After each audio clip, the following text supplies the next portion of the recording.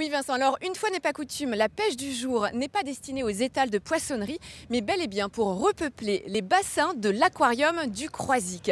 Et aujourd'hui, ce sont les deux Sébastien qui sont soigneurs tous deux au sein de l'aquarium qui sont en charge de cette manœuvre avec une jolie raie là. C'est la pêche du jour aujourd'hui Sébastien? C'est la pêche du jour, ouais. On a quelques belles raies qui vont nous permettre d'agrémenter un peu plus les bassins de l'Ossarium. Qu'est-ce que vous pouvez récolter d'autre sinon directement en sortie de pêche des bateaux? C'est un peu en fonction de nos besoins. Oui. On peut avoir donc des petits requins comme les roussettes, grandes et petites roussettes.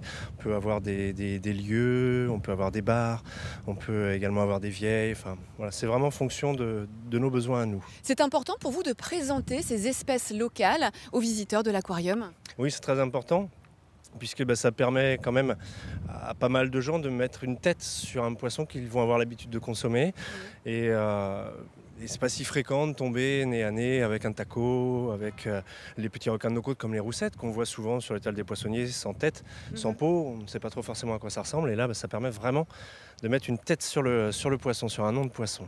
Et ce partenariat avec les pêcheurs, il est important pour vous? Oui, il est très important pour nous, dans le sens où il y a très peu de fournisseurs de poissons d'eau tempérée. On peut en trouver beaucoup pour les poissons d'ornement, tropicaux, des choses comme ça. Mais les poissons de chez nous, on en trouve moins finalement. Oui, voire pas. Voire pas. Ouais. Et du coup, le fait de travailler avec les pêcheurs du Croisic, surtout, ça nous permet d'avoir une collection qui est toujours bien fournie en fait. Et alors justement, vos besoins, ils varient en fonction de quoi? Alors, les besoins vont varier en fonction des populations qu'on veut mettre en place dans les bassins.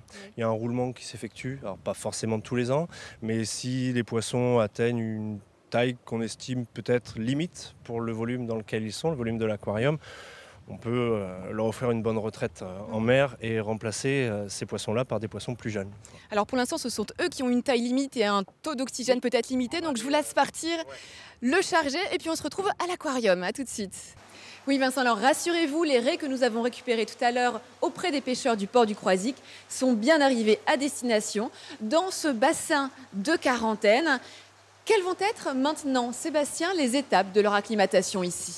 Alors, on va commencer tout d'abord par leur effectuer un traitement antibiotique. Donc, ça va permettre d'éviter les problèmes d'infection qui peuvent être dus aux légères blessures qu'elles peuvent recevoir lors de la capture. Ensuite, on effectuera un traitement antiparasitaire.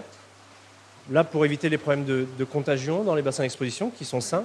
Donc, on va faire ça. Et puis, quand tous ces protocoles-là sera terminé, là, on commencera les premiers nourrissages, les essais de nourrissage avec des proies inertes, choses qu'ils n'ont pas l'habitude de manger. Et là, ça peut prendre des jours ou des semaines. Ça dépend de chaque individu. Mais là, vous les avez tout près de vous, vous pouvez les observer, être sûr qu'elles s'acclimatent bien ici.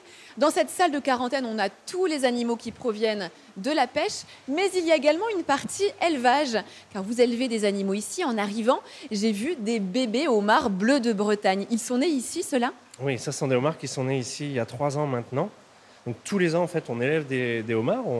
On va récupérer des femelles qui sont pleines d'œufs, qui sont issues du milieu naturel, qui sont relâchées une fois qu'elles ont donné naissance à leurs petits. Et nous, on procède à l'élevage larvaire jusqu'à 3, 4, 5 ans, voire même un peu plus. Ils doivent avoir un sacré succès, ces homards, dans les bassins d'exposition. Oui, les gens les aiment beaucoup, oui, parce qu'ils ont plutôt l'habitude de voir des individus de belle taille et ne s'imaginent pas en fait le temps qu'il faut pour parvenir à un individu qui est commercialisable. Oui. Voilà. Alors on continue la partie élevage ici avec des bébés raies que Sébastien est en train de nourrir. C'est ça, ce sont des petites raies pastenaques qui sont nées ici il y a une quinzaine de jours, qui commencent à vraiment bien se nourrir.